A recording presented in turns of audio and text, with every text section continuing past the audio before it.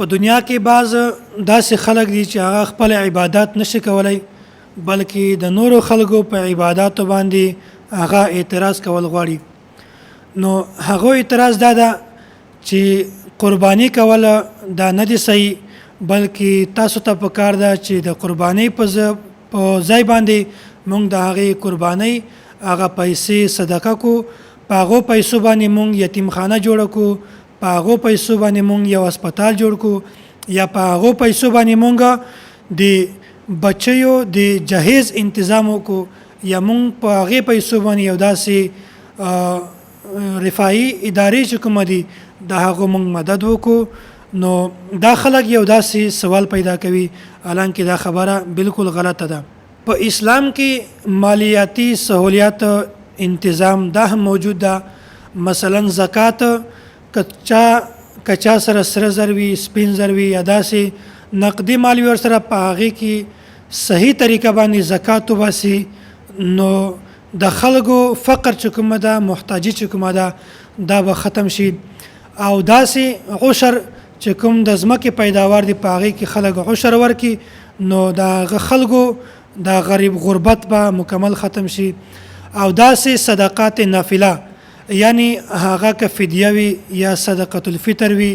یا داسې جنایات وي او کفاری وي هغه که خلک ادا کی نو بالکل به د خلکو غربت ختم شي.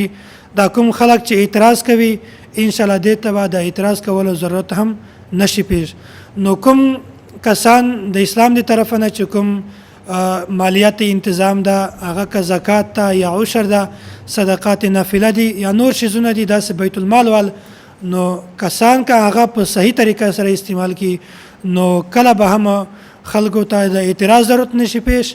او کله به هم خلک دا سوال نه وکړي چې د قربانۍ په ذریعه سره د دې صدقې کول دا بهترینه طریقه ده. حالانکه قرباني کول دا مقصود دی.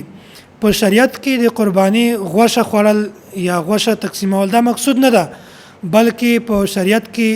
د قرباني وینه بیول اراقة الدم یعنی د زناور وینه بیول د الله په لار کې دا مقصود ده او دا ضروری ده. ځکه چې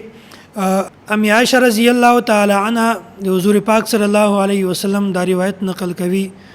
وای ما عمل آدمی من عمل یوم النحر احب الى الله من احراق الدم انه لا ياتي يوم القيامه بقرونها واشعارها وازلافها. وای د قربانی په ورځ باندې د الله جل جلاله په حضور کې په ټولو اعمالو کې بهترین عمل دا د قربانی د زناور وینې بیول دي او بل عمل په دینه بهترین او محبوب عمل نه د الله په حضور کې په دې ورځ باندې. او د دې زناور چې کوم ویختان دي او داسې ښکرونه دي دا د الله جل جلاله په حضور کې د قیامت په ورځ دغه حاضریږي. او حضور پاک صلی الله علیه وسلم فرمایي وان الدم يقع من الله بمكان قبل ان يقع من الارض فتيب بها نفسا. او دا وینه چې کومه ده د زناور والا دا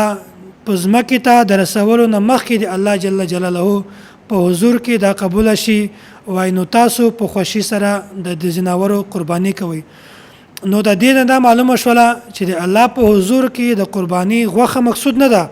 بلکې د الله په حضور کې د قرباني د زناور وینه بیول اراقة الدم دا زیاده د الله په حضور کې محبوبه ده او الله جل جلاله